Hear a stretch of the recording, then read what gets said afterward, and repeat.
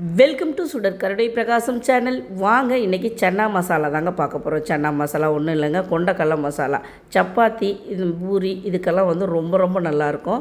சப்பாத்தி செஞ்சிட்டோன்னா வந்து இந்த கொண்டக்கடலை மசாலா செஞ்சால் தான் அதுக்கு ஒரு திருப்தியாக இருக்கும். அந்த அளவுக்கு டேஸ்டியாக இருக்கக்கூடிய இந்த சன்னா மசாலா எப்படி நம்ம கடையிலெல்லாம் கிடைக்கும்போது ரிச்சாக நல்லா க்ரீமியாக இருக்குது. நம்ம வீட்டில் செஞ்சால் மட்டும் அந்த அளவுக்கு வரல அப்படின்னு நினச்சிங்கன்னா இந்த வீடியோவை ஃபாலோ பண்ணி செய்யுங்க. கண்டிப்பாக ஈஸியாகவும் செய்யலாம், அதே சமயம் ரொம்ப சூப்பராகவும் டேஸ்ட்டு நல்லாயிருக்கும். நல்லா க்ரீமி டெக்ஸ்சரோட கொண்டக்கடலை மசாலா இருந்தால் தாங்க சப்பாத்திக்கு பூரிக்கு நல்லாயிருக்கும். அது எப்படி செய்யலான்னு பார்க்கலாம். இதுக்கு வந்து நான் வந்து ஒரு 5லேருந்து 6 மணி நேரம் வெள்ளை கொண்டக்கடலை தாங்க எடுத்திருக்கேன், ஊற வச்சுருக்கேன். இப்போ நீங்கள் சாயந்தரம் செய்ய போகிறீங்கன்னா காலையிலே ஊற போட்டுருங்க, காலையில் செய்ய போகிறீங்கன்னா நைட்டே ஊற போட்டுருங்க, கரெக்டாக இருக்கும். ஊற வச்சு நான் எடுத்து குக்கரில் ஒரு 7 விசில் விட்டு எடுத்துக்க போகிறேன். தண்ணி வந்து அளவு வந்து ரொம்ப கம்மியாக தான் நான் வச்சுருக்கேன், ரொம்ப பொழிய வைக்கலை. அது மிதக்கிற அளவுக்கு மட்டும் தண்ணி வச்சுருக்கேன். வச்சு ஒரு 7 விசில் விட்டு எடுத்து வச்சுக்கலாம். இப்போ இன்னொரு பேனில் ஒரு 3 டேபிள் ஸ்பூன் கடலெண்ணெய் ஊற்றிருக்கேன். பட்டை ஒரு துண்டு, 3 கிராம்பு, அரை டீஸ்பூன் சோம்பு, அவ்வளவுதான் தாளிப்பு கொடுத்துருக்கேன். மேற்கொண்டு 1 டேபிள் ஸ்பூன் பட்டர் சேர்த்துருக்கேன். 3 டேபிள் ஸ்பூன் கடலெண்ணெயோட 1 டேபிள் ஸ்பூன் பட்டரும் சேர்த்து நல்லா வதக்கி விடுங்க. அதுக்கப்புறம் ஒரு 3 பெரிய வெங்காயத்தை எடுத்து நல்லா ஃபைன் பேஸ்ட்டாக அரைச்சி வச்சுருக்கேங்க. அதையும் சேர்த்து இதில் நல்லா வதக்கிக்கலாம். நம்ம வந்து இதில் வந்து எதையுமே எடுத்து போடுற மாதிரி எதுவுமே இருக்காதுங்க, அதுதான் ரொம்ப ரொம்ப முக்கியம். ரொம்ப சாஃப்டாக, ரொம்ப வந்து அது க்ரீமி டெக்ஸ்சரில் இருக்கணும். அந்த சப்பாத்திக்கு நம்ம செய்கிற சன்னா மசாலா மட்டும் எப்போவும் க்ரீமி டெக்ஸ்சரில் இருந்தால் ரொம்ப ரிச்சாகவும் இருக்கும், பார்க்குறதுக்கு சாப்பிட்றதுக்கும் ரொம்ப நல்லாயிருக்கும். பச்சை மிளகா ஒரு 4, இதை நான் கீரி போடலைங்க, சும்மா ஃப்ளேவருக்காக 4 இது போட்டிருக்கேன். உங்களுக்கு காரம் தேவைன்னா நீங்கள் கீரிட்டு சேர்க்கலாம். இது நல்லா ஓரளவுக்கு வதங்கினதுக்கப்புறம் 1 டேபிள் ஸ்பூன் நம்ம வந்து இஞ்சி பூண்டு பேஸ்ட்டு சேர்த்துக்கலாம். இது எல்லாமே வந்து நான் அரைச்சி தான் சேர்க்குறேன், அதை நல்லா ஃபாலோ பண்ணிக்கோங்க. 2வது அடிக்கனமான பாத்திரமாக வச்சுக்கோங்க. அப்போ தான் இந்த மசாலா வந்து நல்லா வதக்கி எண்ணெய் பிரிஞ்சு வரணும். அந்த அளவுக்கு நம்ம வந்து வதக்க போகிறோம். நம்ம ஊற்றின எண்ணெய் பட்டர் இதெல்லாம் நல்லா பிரிஞ்சு ஒரு அளவுக்கு வரும். அது அளவுக்கு நல்ல வெங்காயம் வந்து நல்லா கலர் சேஞ்ச் ஆகிற அளவுக்கு வதக்கிங்க. அதுக்கப்புறம் தான் மற்ற பொருளெல்லாம் சேர்க்கணும். அப்போ இந்த ப்ராசஸ் நீங்கள் நல்லா செஞ்சிங்கன்னா அந்த சன்னா மசாலா ரொம்ப டேஸ்டியாக இருக்கும். இப்போ நான் ஒரு 4 தக்காளியை நான் அரைச்சி சேர்க்குறேன். இதில் ஏற்கனவே வெங்காயம் அரைச்சி தான் சேர்த்துருக்கேன். தக்காளியும் நல்லா அரைச்சிட்டு சேர்க்கும்போது நல்லாயிருக்கும். பாருங்கள் இது எவ்வளோ க்ரீமியாக இருக்குது பாருங்கள். இப்போ இது நல்லா வதக்கிட்டு நம்ம மசாலாலாம் சேர்த்து செய்கிறப்போ அவ்வளோ டேஸ்டியாக இருக்குங்க.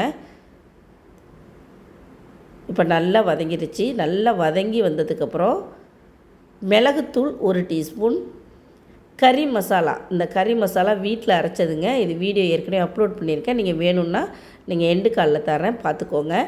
ஒரு 1/4 டீஸ்பூன் மஞ்சத்தூள், 1 டீஸ்பூன் தனி மிளகாத்தூள் சேர்த்துருக்கேன். இந்த கறி மசாலா இல்லை என்கிட்ட நான் அரைக்கலை அப்படின்னு நீங்கள் நினச்சிங்கன்னா நீங்கள் வந்து இப்போ சன்னா மசாலாலாம் கடைகளில் விற்கிது, அதை வாங்கி சேர்த்துக்கோங்க.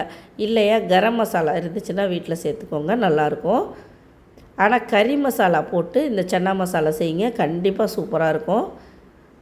இது நான் கறி மசாலா ஏற்கனவே வீடியோ அப்லோட் பண்ணியிருக்கேன். உங்களுக்கு தேவைப்பட்டுச்சுன்னா நான் வந்து டிஸ்கிரிப்ஷன்லேயும் தர்றேன், எண்டு கால்லையும் தர்றேன். இப்போ நல்லா வதக்கி விட்டதுக்கப்புறம் 1 டேபிள் ஸ்பூன்லேருந்து 1.5 டேபிள் ஸ்பூன் கல்லுப்பு சேர்த்துக்கோங்க. கல்லுப்பு சேர்த்துட்டு நல்லா வதக்கி விடுங்க. பாருங்கள் அதில் உள்ள தண்ணியெல்லாம் நல்லா இழுத்துக்கிட்டு நல்லா சுருண்டு வந்துட்டு பாருங்கள். இந்த மசாலா எல்லாமே நல்லா வதக்கிடுங்க, பச்சை ஸ்மெல் போகிற அளவுக்கு நல்லா வதக்கிடணுங்க. இந்த சன்னா மசாலாவுக்கு மட்டும் இந்த கிரேவி மட்டும் நல்லா செஞ்சுட்டு அதுக்கப்புறம் நம்ம ஒவ்வொரு பொருளாக சேர்க்குறப்போ நல்லாயிருக்கும். இப்போ கொண்டக்கடலை வந்து நல்லா இந்த அளவுக்கு வேக வச்சு எடுத்துக்கோங்க, அப்போ தான் நல்லாயிருக்கும். நறுக்கு தறுக்குன்னு வேக வச்சிங்கன்னா அந்தளவுக்கு நல்லா இருக்காது. இதில் நான் கொஞ்சமாக எடுத்து மசித்து வச்சுக்கிறேன். இப்போ இன்னொரு தேங்காய் மசாலா ஒன்று அரைக்கணும். ஒரு 2 பத்தை தேங்காயில் ஒரு 4 முந்திரி பருப்பு, கொஞ்சோண்டு கசகசா போட்டு பேஸ்ட்டாக அரைச்சி எடுத்து வச்சுக்கோங்க. இப்போ அந்த வதக்கின மசாலாவில் கொண்டக்கடலையை ஒரு 3/4 கொட்டிட்டு கொஞ்சமாக ஒரு 4 டேபிள் ஸ்பூன் எடுத்து மசித்து வச்சுருக்கேன். எல்லாத்தையும் கொட்டிடாதீங்க, ஏன்னா அப்போ தான் அந்த கொண்டக்கடலை மசாலா அந்த நல்ல கொஞ்சம் மசித்து போட்டால் தான் நல்லாயிருக்கும். நல்லா இந்த மாதிரி வதக்கி விட்டுட்டு இன்னும் நான் தண்ணியெல்லாம் எதுவும் ஊற்றலைங்க. இப்போ அரைச்ச அந்த கொண்டக்கடலையும் சேர்த்துக்கலாம். இதில் இப்போ மிக்ஸி கழுவுன தண்ணி இதெல்லாம் கொஞ்சம் கொஞ்சம் எடுத்து ஊற்றிக்கலாம். உங்களுக்கு எந்த அளவுக்கு லிக்விடாக வேணுமா இல்லை கெட்டியாக வேணுமாங்கிறத நீங்கள் இது பண்ணிக்கோங்க. நான் கொஞ்சம் லிக்விடாகவும் இல்லாமல் தண்ணியாகவும் இல்லாமல் தான் வைக்க போகிறேன். இப்போ தேங்காய் அரைச்சதை ஊற்றிட்டு அதையும் கழுவிட்டு கொஞ்சமாக தண்ணி, இந்த அளவுக்கு தண்ணி, ஒரு அரை டம்ளர் தண்ணி வச்சிங்கன்னா கரெக்டாக இருக்கும். இது ஏன்னா இந்த சன்னா மசாலா ரொம்ப தண்ணியாக இருந்தாலும் நல்லா இருக்காது அந்த அளவுக்கு. பூரிக்கு சப்பாத்திக்கு ரெண்டுக்குமே இது இந்த அளவுக்கு கன்சிஸ்டன்சி நல்லாயிருக்கும். இது நல்லா கலந்து விட்டு நல்லா கொதிக்க விட்டுருங்க. இந்த மாதிரி நல்லா தளபலன்னு மேற்கொண்டு ஒரு 10 நிமிஷம் கொதிக்கணும். இந்த மசாலாலாம் போட்டு இந்த தேங்காய்லாம் அரைச்சி ஊற்றுனதுக்கப்புறம் ஒரு 10 நிமிஷம் கொதிக்க வைங்க. ஏன்னா ஏற்கனவே கொண்டக்கடலை வேக வச்சது தான்.